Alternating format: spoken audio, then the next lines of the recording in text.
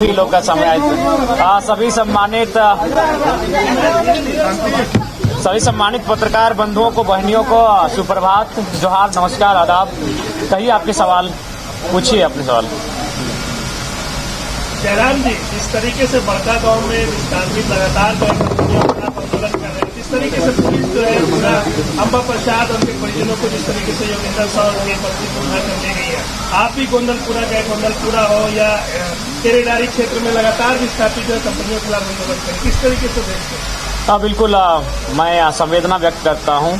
एक जनप्रतिनिधि जो पूर्व में उनके मंत्री भी रह चुके हैं, वर्तमान में भी वह राष्ट्रीय पार्टी की एक अच्छे पद पर धारित थे और उनके परिवार के साथ इस प्रकार की घटना अत्यंत चिंताजनक है कि लोकतांत्रिक व्यवस्था में कंपनी आज बिल्कुल ईस्ट इंडिया कंपनी और आज की कंपनियों में कोई विशेष अंतर नहीं दिख रहा है। बस तरीके बदले हैं, रूप बदले हैं, रंग बदले हैं, लेकिन शोषण का तरीका आज भी वो जारी है। एक जनप्रतिनिधि के साथ अगर ऐसा हो सकता है तो सोच सकते हैं आम व्यक्ति के साथ इस राज्य में क्या हो रहा है। और ये सच्चाई है, जहाँ जहाँ विस्थापन की समस्या है और जहाँ जहाँ लोग अपनी जमीन ना देने के पक्ष में है, जमीन अधिग्रहण के खिलाफ हैं, वहाँ उनके साथ इसी प्रकार के पुलिसिया दमन और जुल्म किया जा रहा है।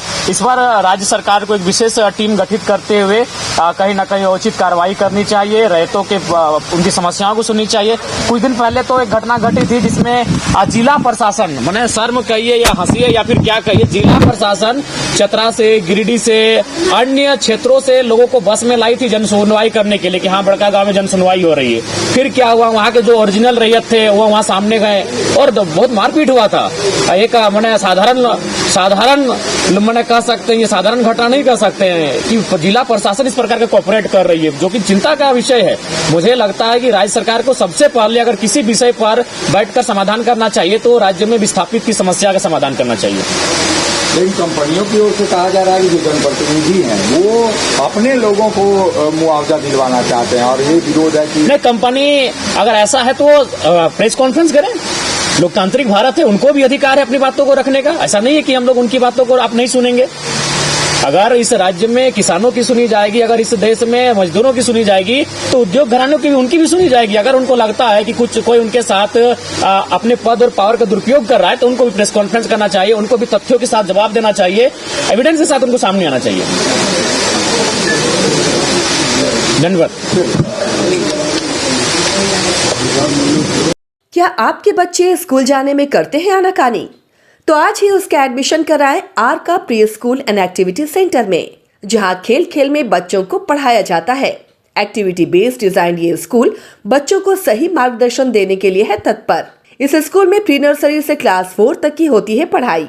बच्चों के लिए पिक एंड ड्रॉप की सुविधा भी उपलब्ध। R K pre school and activity centre, Ravi steel, Pandra, Ranchi. Contact 7061802281।